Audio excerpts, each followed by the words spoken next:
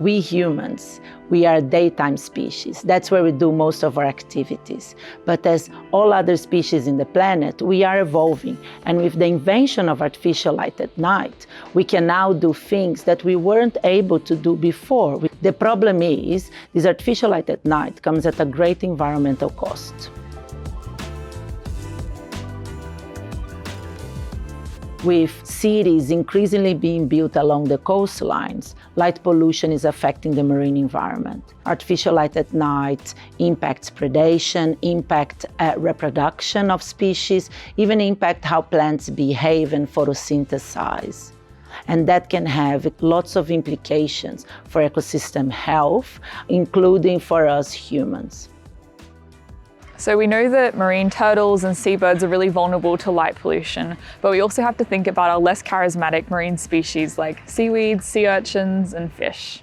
Our research has shown that light pollution can alter seaweed growth, increase sea urchin grazing, and alter the distribution of marine crustaceans. Ocean warming is one of the biggest threats facing our marine ecosystems, and it has a strong likelihood to interact with light pollution.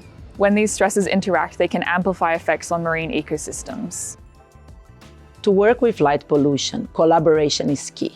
So we really need to work with light engineers, city planners, NGOs, government, scientists from universities such as UNSW. And we have been extremely fortunate to collaborate with the Australian government and with the Australasian Dark Sky Alliance to understand better what are the impacts of light pollution on our marine environment.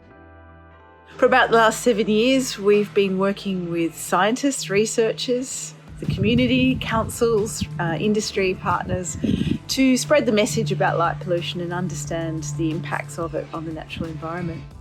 We're excited to be working with UNSW on this project and look forward to seeing the results.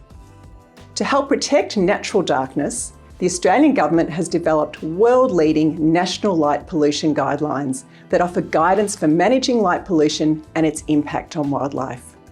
We still don't know everything about light pollution and its impacts on many species, which is why we need ongoing collaboration between scientists, governments, traditional owners, non-government organisations and many other groups. Everyone has a role to play when it comes to light pollution. But the most important thing is really switch off the light, shield the light, so our marine biodiversity can keep thriving.